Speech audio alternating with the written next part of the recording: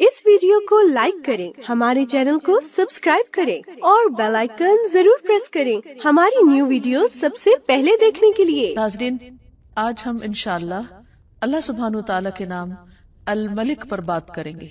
अल मलिक का माना है हकीकी बादशाह। कुरान मजीद में अल्लाह सुब्हानु ताला का इरशाद है, फ़तआलल्लाहुल मलिकुल हक़ ला इलाहा इल्ला हुवा रब्बुल अर्शिल करीम। बस बहुत बुलंद है अल्लाह जो सच्चा बादशाह है, असल बादशाह है, हकीकी बादशाह है, जिसके सिवा कोई इलाह नहीं, कोई माबूद नहीं। इज्जत वाले अर्श का मालिक, इज्जत वाले अर्श का रब। अगर देखा जाए तो दुनिया में जितने भी बादशाह हैं, अल्लाह सुब्हानु ताला उन सब का बादशाह है। वो बादशाह जिसके हुक्म पर तमाम कायनात चलती है, जो बिला रोक टोक हर चीज पर अपना हुक्म नाफिज कर सकता है और उसे उसमें कोई रोकने वाला नहीं। हकीकत यह है कि सब तारीफ उसी के लिए है, सब उमूर उसी की तरफ लौटाए जाते हैं और उसकी बादशाहत आम बादशाहत नहीं है। वो अर्श पर बुलंद है और अर्श, सातों आसमान और सातों जमीनें अल्लाह की कुर्सी के सामने ऐसे हैं जैसे एक वसी सहरा में एक छोटी सी मुंदरी, एक छोटा सा रिंग, और फिर अल्लाह सुब्हानु ताला के अर्श के सामने वो कुर्सी एक छोटे से रिंग की तरह है। आप सोचिए कि वो अर्श कितना बुलंद है और जो खुद उस पर मुस्तवी है वो कितना बड़ा है, कितना अजीम है। वो है हमारा रब, हमारा मालिक और हकीकी बादशाह। और इस दुनिया में जितने भी काम उमूर पाते हैं, जितनी भी चीजें चल रही हैं, जो कुछ भी हो रहा है, दरअसल वो सब उसी के हुक्म पर चल रहा है और उस पर उसी अकेले का फैसला नाफिज है। वो हर चीज को सुनता है, देखता है और अपनी मर्जी के मुताबिक चलाता है। वो हर चीज के पोशीदा और जाहिर से आगाह है। वो जिसको जो चाहता है अता करता है और जिससे जो चीज चाहता है रोक लेता है। वो जिसको जैसे जितना चाहे बदला देता है, जिसको चाहता है इज्जत देता है, जिसको चाहता है रुसवा कर देता है, जिसको चाहता है रिस्क देता है और जिससे चाहे रिस्क रोक लेता है, जिसको चाहे जिंदगी देता है और जिससे चाहे जिंदगी वापस ले लेता है और उसको मौत दे देता है। यह है हमारा रब, हकीकी बादशाह। कुरान मजीद में सूरत अल हशर की आखिरी आयत में अल्लाह ताला फरमाते हैं, हुवल्लाहुल्लज़ी ला इलाहा इल्ला हु अल मलिक। वो अल्लाह जिसके सिवा कोई इलाह नहीं, अल मलिक हकीकी बादशाह है। अल कुद्दूस पाकीज़ा, निहायत पाक, अस्सलाम सरासर सलामती, अल मुमिन अमन देने वाला, अल मुहैमिन निगहबान, अल अजीज जबरदस्त, गालिब, अल जब्बार सब पर गालिब, अल मुतकब्बिर सबसे बड़ा बनकर रहने वाला। सुब्हान अल्लाही पाक है अल्लाह, अम्मा युशरिकून उन सब चीजों से जिन्हें वो उसका शरीक ठहराते हैं। तो हकीकत यह है कि अल्लाह सुब्हानु ताला के हैं अच्छे अच्छे नाम और उन नामों में से एक खूबसूरत नाम अल मलिक है।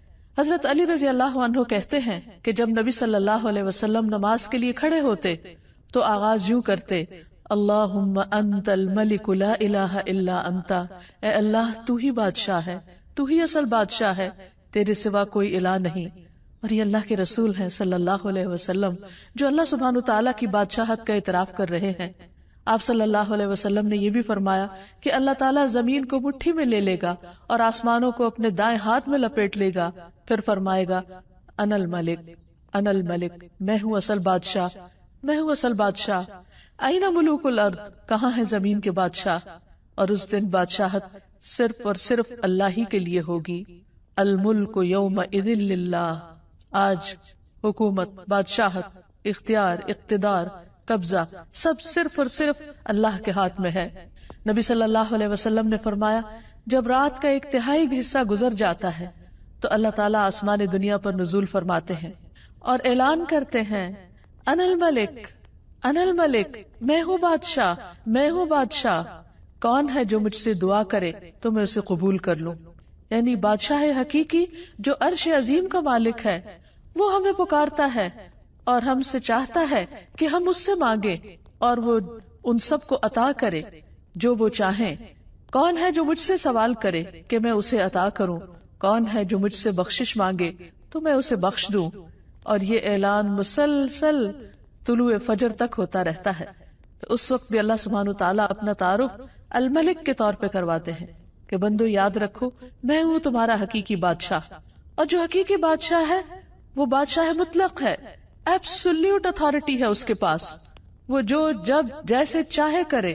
تبارک الذی بیدہ الملک وہو علی کل شیء قدیر. بہت برکت والا ہے وہ جس کے ہاتھ میں ہر چیز کا کنٹرول ہے، بادشاہت ہے، اور وہ ہر چیز پر پورا اختیار رکھتا ہے، پوری قدرت رکھتا ہے. سورۃ الفرقان میں اللہ تعالیٰ فرماتے ہیں الذی لہ ملک السماوات والارض ولم یتخذ ولدا ولم یکن لہ شریک فی الملک ولم یکن لہ شریک فی الملک، کہ اللہ سبحانہ وتعالیٰ وہ ہے کہ جس کے ہاتھ میں آسمانوں اور زمین کی بادشاہت ہے. یعنی وہ صرف زمین کا نہیں بلکہ آسمانوں کا بھی بادشاہ ہے، اور آسمانوں میں جو مخلوق رہتی ہے اور جو کچھ بھی اس نے بنایا ہے ان سب کا بادشاہ حقیقی ہے. وَلَمْ يَتَّخِذْ وَلَدًا، اور وہ ایسا بادشاہ ہے جس کا کوئی بیٹا نہیں ہے، کوئی اس کے اقتدار میں کہیں سے بھی شریک نہیں. وَلَمْ يَتَّخِذْ وَلَدًا وَلَمْ يَكُنْ لَهُ شَرِيكٌ فِي الْمُلْكِ، اور اس کی بادشاہت میں کوئی بھی شریک نہیں، یعنی مکمل اختیار رکھنے والا. دنیا میں بادشاہ یا جہاں بھی صاحب اقتدار لوگ ہوتے ہیں تو وہ بعض اوقات دوسروں کے مشورے کے ساتھ چلتے ہیں، دوسروں کی مدد کے ساتھ چلتے ہیں. ان کی حکومت کو چلانے کے لیے ایک فوج چاہیے ہوتی ہے، خزانہ چاہیے ہوتا ہے، لیکن اللہ سبحانہ وتعالی ہر چیز کے اوپر مکمل اختیار رکھتا ہے. اسے کسی کی بھی مدد اور کسی کے بھی خزانوں کی ضرورت نہیں، تمام کے تمام خزانے اس کے اپنے ہاتھ میں ہیں.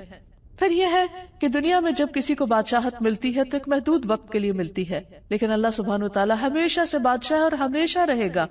پھر یہ کہ دنیا کے بادشاہوں سے بہت سی چیزیں اوجھل رہتی ہیں، انہیں معلوم ہی نہیں ہوتی.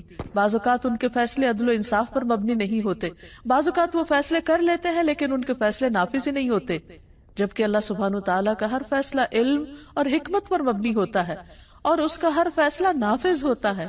ایسا نہیں کہ وہ حکم دے اور اس کا حکم مانا نہ جائے، وہ کسی کو کچھ کہے اور اس کی تابعداری کی نہ جائے. ہاں، وقتی طور پر اگر انسان کو کچھ اختیار حاصل ہے تو وہ بھی بہت محدود ہے اور اس کے بارے میں بھی اس سے پوچھا جائے گا.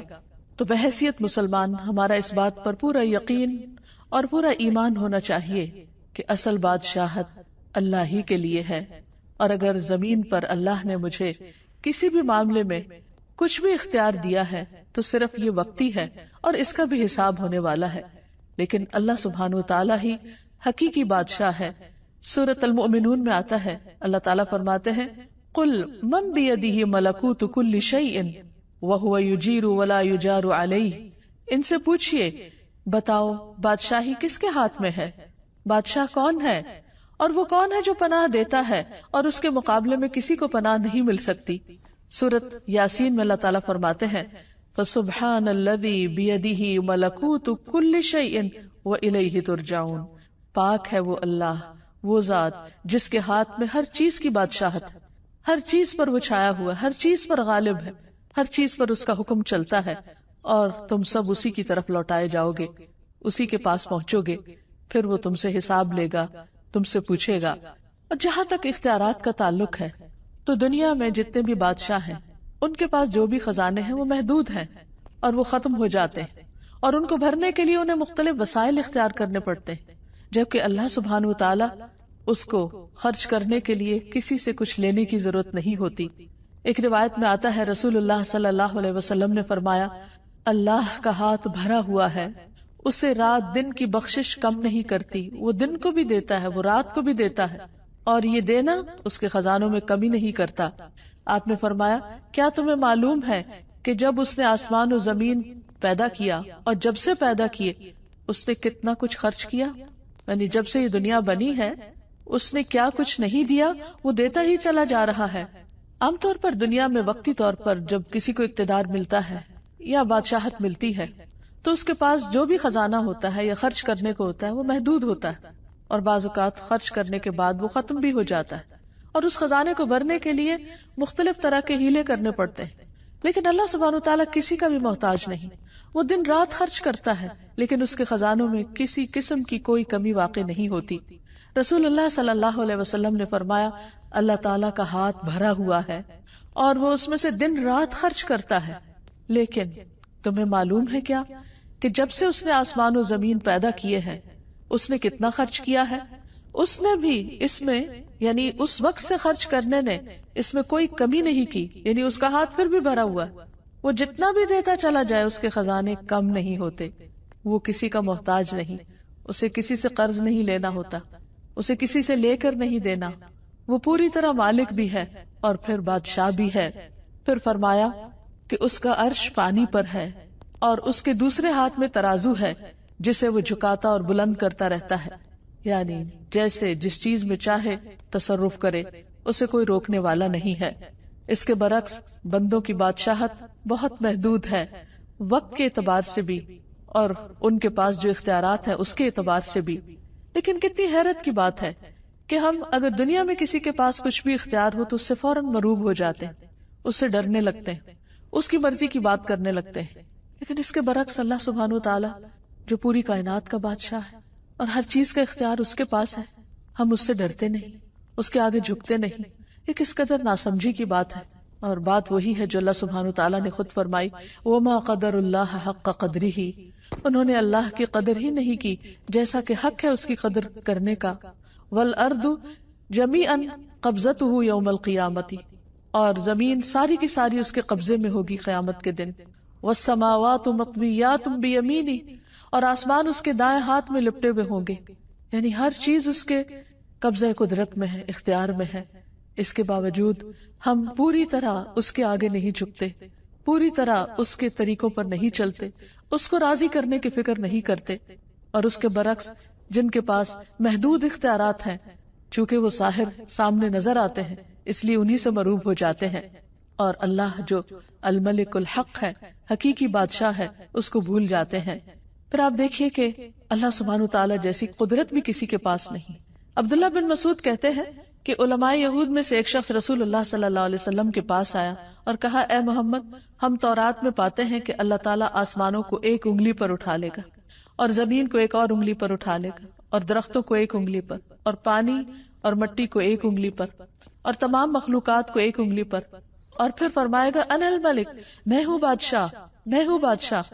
نبی صلی اللہ علیہ وسلم نے جب اس عالم کی بات سنی تو آپ مسکرا دیے، اور دراصل یہ مسکراہٹ اس یہودی عالم کی تصدیق کے طور پر تھی۔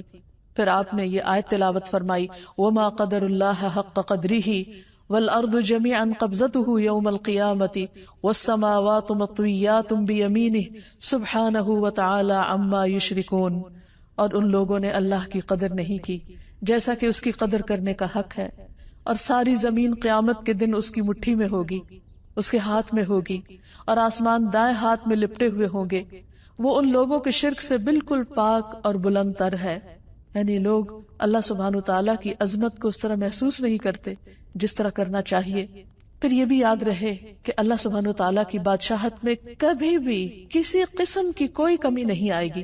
اللہ تعالیٰ فرماتے ہیں، اگر تم سب اولین و آخرین، یعنی سارے کے سارے انسان، اور نہ صرف یہ کہ انسان بلکہ جن بھی، کہ تمہارے اول پہلے انسان سے لے کے آخری انسان تک، اور تمام کے تمام جن پہلے جن سے لے کر آخری جن تک، تم سب اس آدمی کے دل کی طرح ہو جاؤ جو سب سے زیادہ تقوی والا ہو، تو بھی تم میری سلطنت میں کچھ اضافہ نہیں کر سکتے۔ یعنی عام طور پر انسان یہ سمجھتا ہے کہ جب وہ عبادت کرتا ہے یا اللہ کی بندگی کرتا ہے یا کوئی بھی اس کی خاطر کام کرتا ہے تو شاید وہ اللہ تعالیٰ کو فائدہ پہنچاتا ہے، حالانکہ ایسا نہیں ہے۔ اللہ تعالیٰ فرماتے ہیں کہ اگر تم سارے سجدے میں بھی پڑے رہو تو اس سے میری حکومت، میری بادشاہت میں کچھ اضافہ نہیں ہوگا۔ اسی طرح اے میرے بندو، اگر تم سب اولین و آخرین، جن و انس، ایک آدمی کی طرح ہو جاؤ جو سب سے زیادہ بدکار ہے، تو پھر بھی تم میری سلطنت میں کسی قسم کی کوئی کمی نہیں کر سکتے۔ یعنی اگر اس زمین پر اول سے لے کر آخر تک قیامت تک کوئی ایک بندہ بھی کوئی عبادت نہ کرے، کسی قسم کی کوئی تسبیح نہ کرے، کوئی ذکر نہ کرے، کوئی اس کی اطاعت نہ کرے، تو بھی اللہ سبحانہ وتعالیٰ کی حکومت میں، بادشاہت میں، اقتدار میں، اختیار میں، اس کی طاقت اور غلبے میں کوئی کمی نہیں آ سکتی، کسی قسم کی کوئی کمی۔ ہم اسے کوئی نقصان نہیں دے سکتے۔ تو پھر یہ سب کچھ اصل میں خود ہمارے اپنے ہی فائدے میں ہے۔ جب ہم اللہ تعالیٰ کی عبادت کرتے ہیں اس کو تو کچھ نہیں ملتا، لیکن یہ عبادت ہمارے لیے باعث سعادت ہوتی ہے۔ جب ہم اس کا ذکر کرتے ہیں تو اس کو کچھ نہیں ملتا، اس لیے کہ زمین و آسمان کی ہر چیز اس کی تسبیح کر رہی ہے، لیکن یہ تسبیح اور یہ ذکر خود ہمارے اپنے دلوں کی تسکین کا باعث بنتا ہے۔ اس لیے بندہ جب بھی اللہ سبحانہ وتعالیٰ کی طرف رغبت کرے تو اس سے ڈرتے ہوئے اور اس سے امید رکھتے ہوئے، اس سوچ کے ساتھ نہیں کہ میں اپنی عبادت سے اس کو کچھ فائدہ پہنچانے چلا ہوں۔ پھر فرمایا، اے میرے بندو، تم سب اولین و آخرین، جن و انس، ایک صاف چٹیل میدان میں کھڑے ہو جاؤ اور سب مجھ سے مانگو، اور میں تم سب کو وہ سب کچھ دوں جو تم مانگ رہے ہو۔ تو اس سے میری حکومت میں، میری بادشاہت میں اتنی بھی کمی نہیں ہوگی جتنی ایک سمندر کے اندر سوئی ڈالنے کے بعد نکالی جائے اور اس میں جو پانی لگا ہو، تو اتنی قلیل مقدار میں بھی اس سمندر کے مقابلے میں جو کمی ہوتی، میری بادشاہت میں وہ بھی کمی نہیں ہوگی۔ تو اس سے پتہ چلتا ہے کہ اللہ سبحانہ وتعالیٰ کی بادشاہت کیسی ہے، اور اس کے خزانے کیسے ہیں، اور اس کی حکومت کیسی ہے، اور اس کا اقتدار کیسا ہے۔ پھر آپ دیکھیے کہ اس کی بادشاہت کی وسعت، اس کا بھی ہم اندازہ نہیں کر سکتے۔ نبی صلی اللہ علیہ وسلم نے فرمایا، میں خوب جانتا ہوں کہ اہل جہنم میں سے کون سب سے آخر میں نکلے گا۔ وہ ایک ایسا شخص ہوگا جو اپنے گھٹنوں کے بل رینگتا ہوا جنت میں داخل ہوگا، یعنی جہنم سے گھٹنوں کے بل گھسٹتا ہوا باہر نکلے گا تو اللہ سبحانہ وتعالیٰ اسے حکم دیں گے کہ جاؤ جنت میں داخل ہو جاؤ۔ وہ جنت میں آئے گا، لیکن اسے ایسے معلوم ہوگا کہ جیسے جنت بھری ہوئی، تو واپس اللہ تعالیٰ کے پاس جائے گا اور کہے گا، یا رب جنت تو بھر گئی ہے۔ اللہ تعالیٰ اسے فرمائیں گے کہ جاؤ جنت میں چلے جاؤ۔ پھر وہ جائے گا، پھر وہ دیکھے گا کہ جنت بہت آباد ہے، وہ واپس آئے گا اور کہے گا، اے رب جنت تو بھری ہوئی معلوم ہوتی ہے، میں نے جنت کو بھرا ہوا پایا ہے۔ تو اللہ تعالیٰ پھر فرمائے گا کہ جاؤ جنت میں داخل ہو جاؤ، میں تمہیں دنیا کی مانند اور اس سے 10 گنا زیادہ دیتا ہوں۔ سوچئے اس دنیا میں کیا کچھ، یعنی عام طور پر ایک انسان کے بس میں نہیں کہ وہ ایک انسان کیا، آج تک اتنی تحقیقات ہوئی، اتنا کچھ انسانوں نے پڑھا لکھا، بڑی بڑی یونیورسٹیاں قائم ہوئی، لیکن پوری زمین کو ایکسپلور نہیں کر سکے اور اس کے پورے خزانوں کو بھی۔ تو اللہ سبحانہ وتعالیٰ جہنم سے نکلنے والے آخری شخص سے فرمائے گا کہ جاؤ میں تمہیں دنیا اور اس جیسی 10 دنیایں تمہیں دیتا ہوں، اور یہ وہ ہے جو سب سے آخر میں جنت میں پہنچنے والا ہوگا۔ تو آپ خود سوچئے کہ جن کو جنت الفردوس عطا ہوئی اور جن کو جنت کے بلند درجات نصیب ہوئے، ان کو کیا کچھ اللہ تعالیٰ عطا فرمائیں گے۔ یہ ہے اصل بادشاہ، حقیقی بادشاہ، کہ جس کو جتنا دینا چاہے وہ دے سکتا ہے، اور سب کچھ دینے کے بعد بھی اس کے اپنے خزانوں میں کچھ کمی واقع نہیں ہوتی۔ تو وہ شخص اس پر بہت حیران ہو جائے گا اور کہے گا کہ یا رب تو مجھ سے مذاق کرتا ہے، واقعی اتنا کچھ، یعنی اسے یقین نہیں آئے گا کہ اتنا کچھ بھی مل سکتا ہے۔ تو اس بات پر نبی صلی اللہ علیہ وسلم جب یہ بیان کر رہے تھے تو آپ بھی ہنسنے لگے اور آپ کے سامنے کے دندان مبارک ظاہر ہو گئے، اور آپ کہا کرتے تھے یہ جنت میں سب سے کم درجے والے کا حال ہے، سب سے کم درجے والے کا۔ اور آج انسان دنیا کی حقیر چیزوں کے پیچھے اپنا دین ایمان بیچ ڈالتا ہے اور اللہ سبحانہ وتعالیٰ کو ناراض کر دیتا ہے، اور یہ بھول جاتا ہے کہ اصل اختیار غلبہ اللہ سبحانہ وتعالیٰ کے پاس ہے، اور وہ اپنے فیصلوں میں خود مختار ہے، جو چاہے کرے۔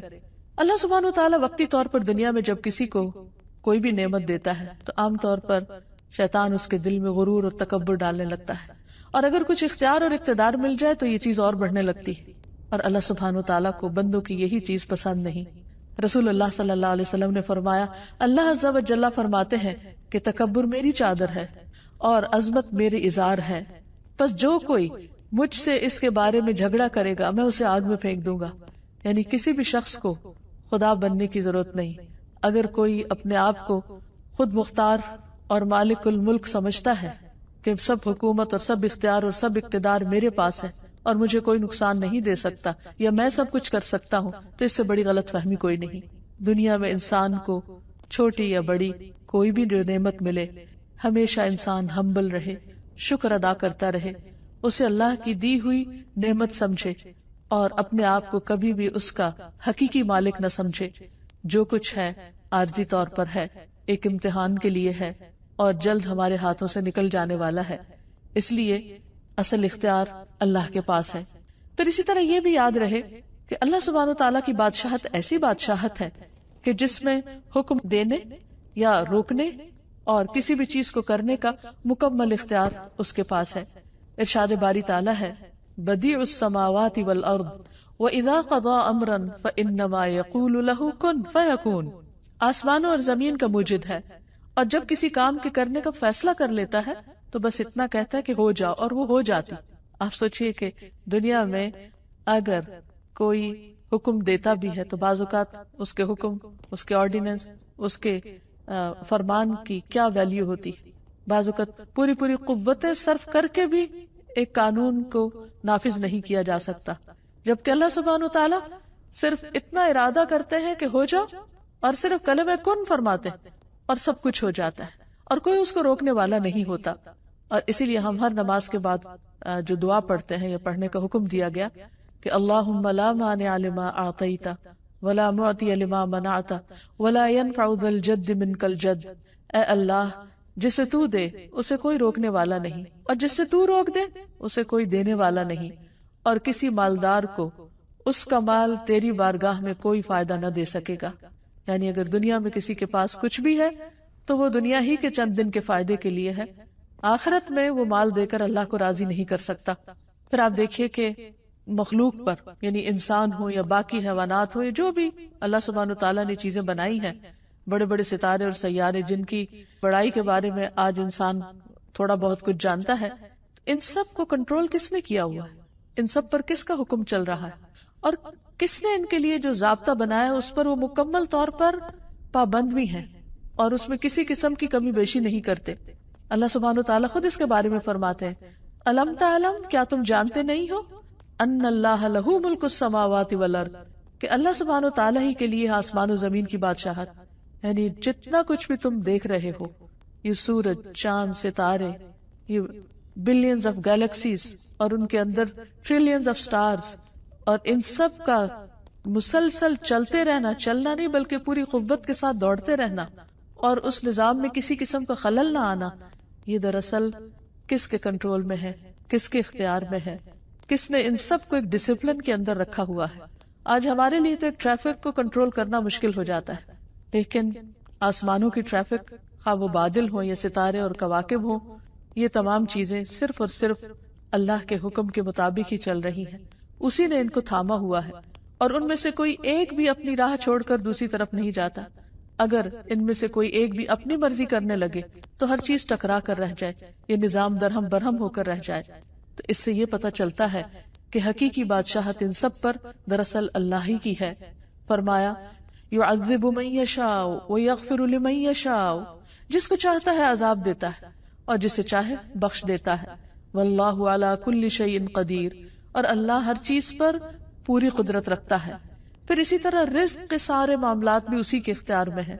واللہ یرزق من یشاء بغیر حساب، اللہ جس کو چاہتا ہے بغیر حساب کے رزق دیتا ہے، یعنی انلمیٹڈ۔ پھر کسی کو حکومت دینا یا نہ دینا یہ بھی اس کے اختیار میں ہے۔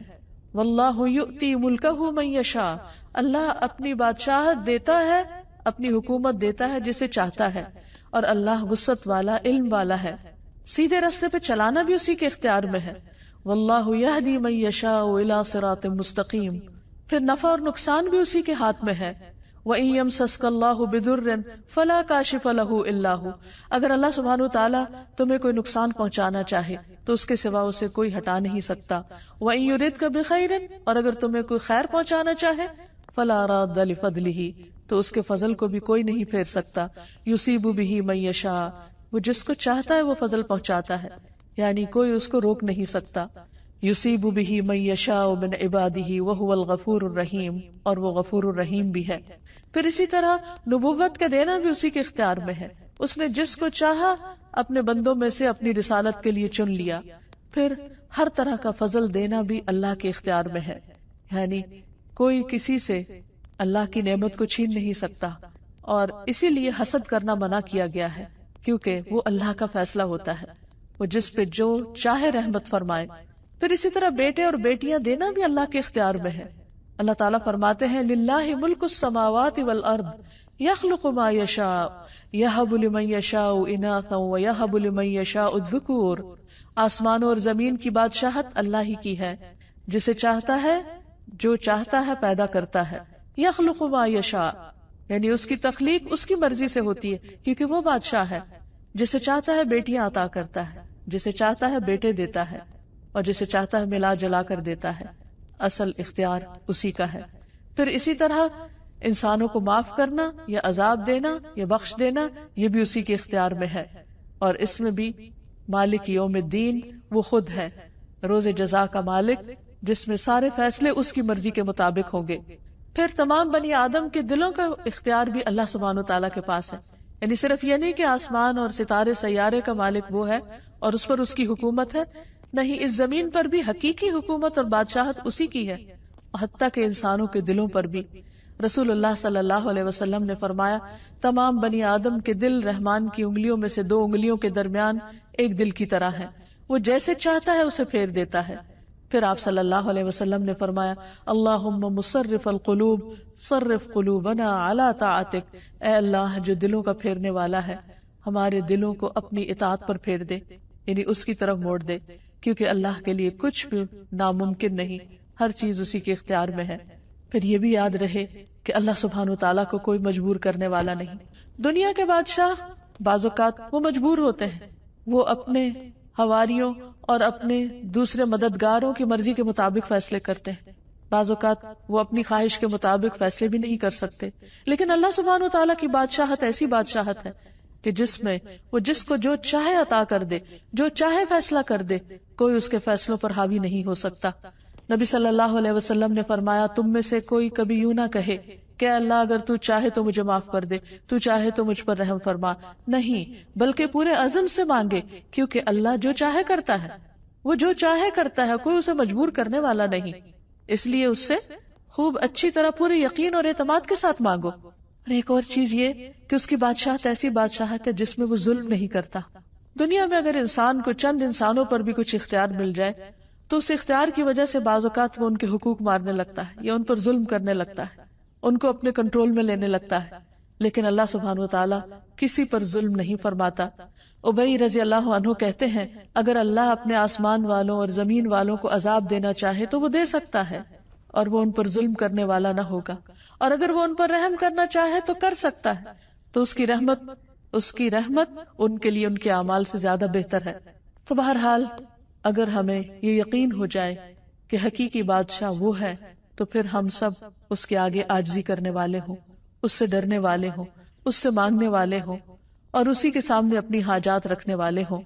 جیسا کہ ہم دیکھتے ہیں کہ بڑے بڑے پیغمبروں نے، جنہیں اللہ سبحانہ و تعالیٰ نے دنیا میں بادشاہت عطا کی، انہوں نے بھی اپنی ساری دعائیں اور حاجتیں اس حقیقی بادشاہ کے سامنے رکھی۔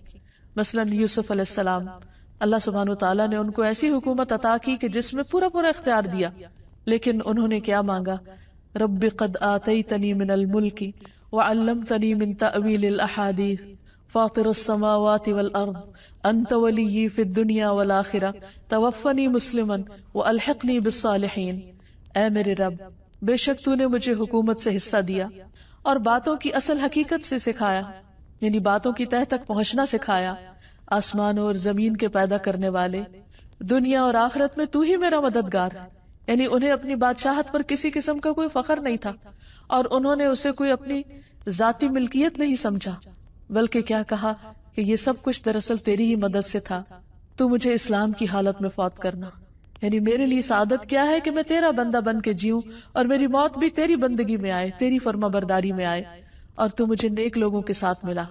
یعنی دنیا کی بادشاہت پر انہوں نے کس چیز کو فوقیت دی؟ اللہ سبحانہ و تعالیٰ کی رضا کو اور نیک بندوں کی صحبت کو۔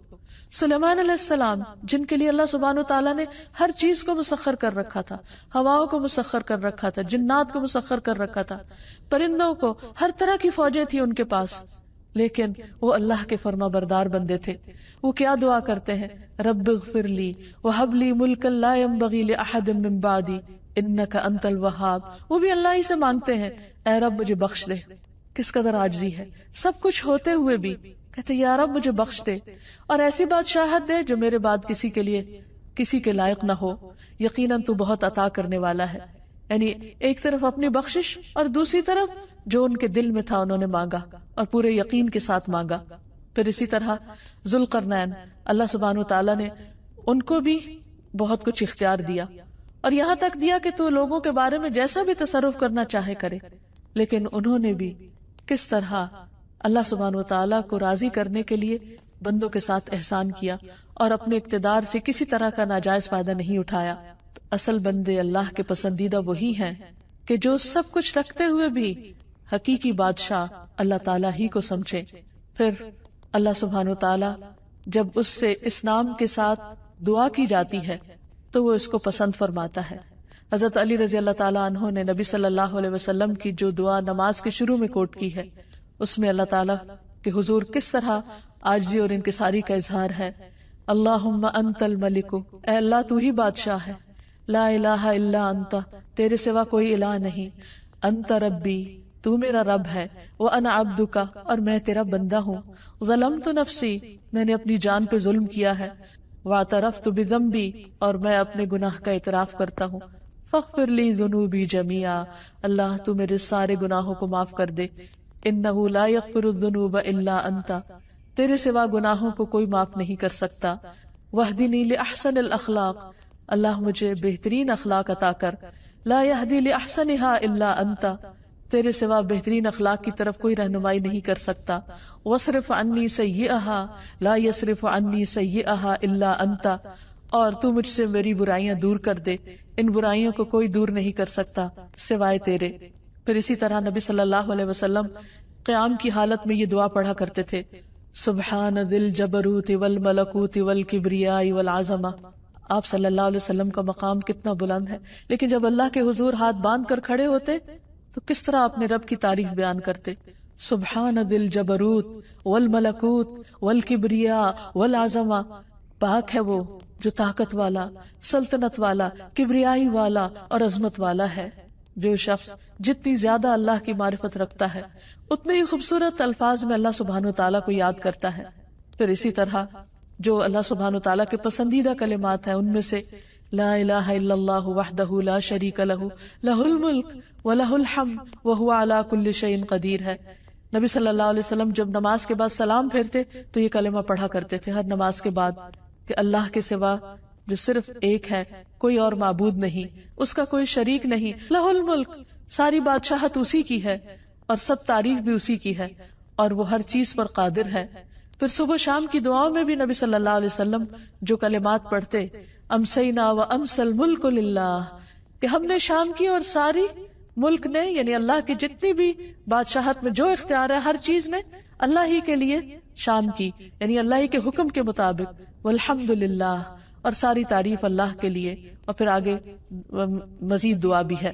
پھر اسی طرح صفا و مروہ کا طواف کرتے وقت بھی جو دعا سکھائی گئی اس میں بھی اللہ سبحانہ وتعالیٰ کے ملک کا اعتراف ہے. تو ہمارے لیے لازم ہے کہ ہم اللہ تعالیٰ کو بادشاہ حقیقی سمجھیں اور اس کے آگے ہمبل ہو جائیں، اس کی اطاعت اور فرما برداری کریں، اس کی اس بادشاہت میں کسی کو شریک نہ سمجھیں اور شرک کو گناہ عظیم سمجھیں.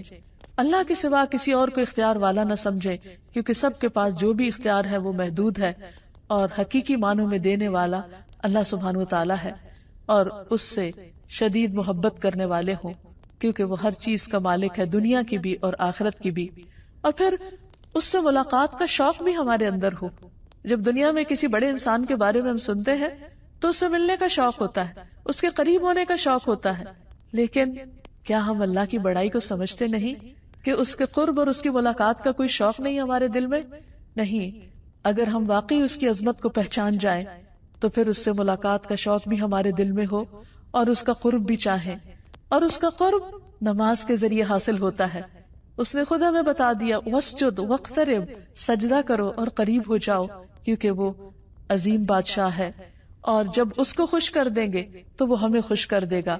جیسے موسیٰ علیہ السلام اپنی قوم سے آگے آگے فوراً اللہ سبحانہ تعالیٰ کی طرف بڑھے. اللہ تعالیٰ نے پوچھا کہ کیا چیز تجھے سب سے پہلے آگے لے آئی؟ وہ کیا چیز تھی جو انہیں اللہ سبحانہ تعالیٰ کی طرف دوڑا رہی تھی؟ اس کی ملاقات کا شوق تھا. تو اللہ سبحانہ تعالیٰ ہم سب کو اپنی ملاقات کا شوق دے اور اپنی عظمت کا احساس دے. وآخر دعوانا ان الحمد للہ رب العالمین.